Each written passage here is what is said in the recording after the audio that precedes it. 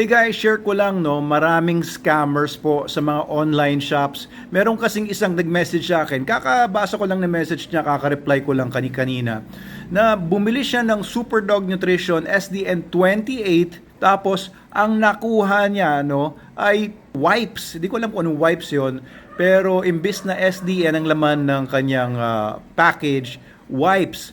No, ang shop ay parang DTGGH TJTY, parang ganyan yung pangalan ng shop, no? Scammer pala yon. So, be careful guys. Ayoko yung, alam niyo yon, sa kagustuhan ninyong bumili ng SDN, sa kagustuhan ninyong bumili ng mga products ng Meta Animals, ng Manalo K9, tapos umorder kayo online, tapos ganyan, masascam kayo. Yung hard-earned money ninyo, naintindihan ko yan, na hindi basta-basta yan kinikita sa ngayon, tapos biglang masascam pa kayo. Kaya ito lang masasabi ko, no, only buy from our authorized online shops.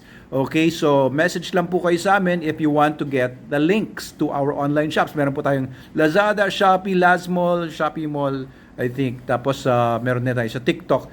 And meron din tayo sa dealers nationwide. Yung mga dealers natin, no, yung magagaling natin mga distributors like VidaVet, they also have their own online shops.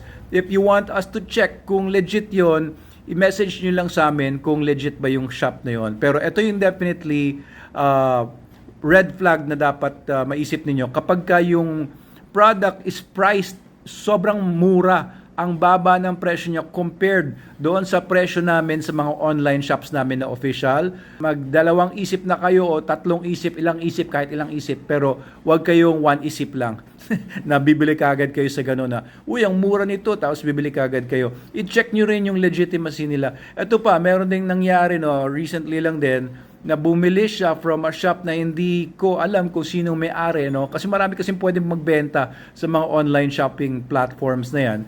Pwede ka mag-open ng shop, magbenta ka, or yung iba wala naman talaga silang products, nagbebenta sila, scammers lang, no, para makapanggoyo lang ng mga tao.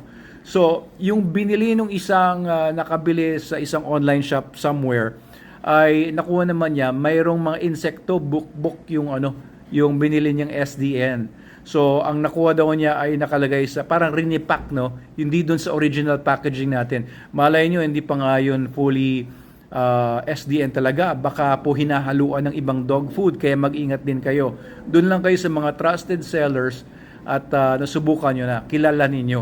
Okay, kung hindi nyo kilala, may doubt kayo, sa official online shops na lang po namin kayo bumili.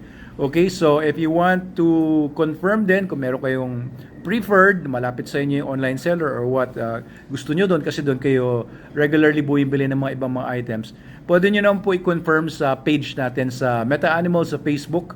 Mag-message lang kayo sa amin, pakita nyo sa amin kung yung online shop, ano yung pangalan, ganyan. And confirm namin sa inyo. Pero kapag ka nag-underprice, magduda na kayo. Kasi bawal po sa mga distributors namin and dealers na mag-underprice. Ayaw po namin na maglabanan yung mga dealers natin ng pababaan ng presyo na wala nang kikitain yung mga dealers natin and distributors. Magsasara na lang sila or hindi sila magiging masaya sa pagbenta ng SDN.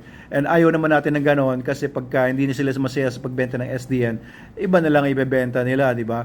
Yun nga, pagka bibili kayo, siguraduhin nyo na nasa original packaging. Kasi nga, pwede nga ma-adulterate, no, hahaluan ng ibang dog food, o baka ibang dog food na all together ang ilalagay. So, sabihin nila SDN, ayun pala, hindi naman pala SDN yun. Lalagyan nila ng sarili ng stickers.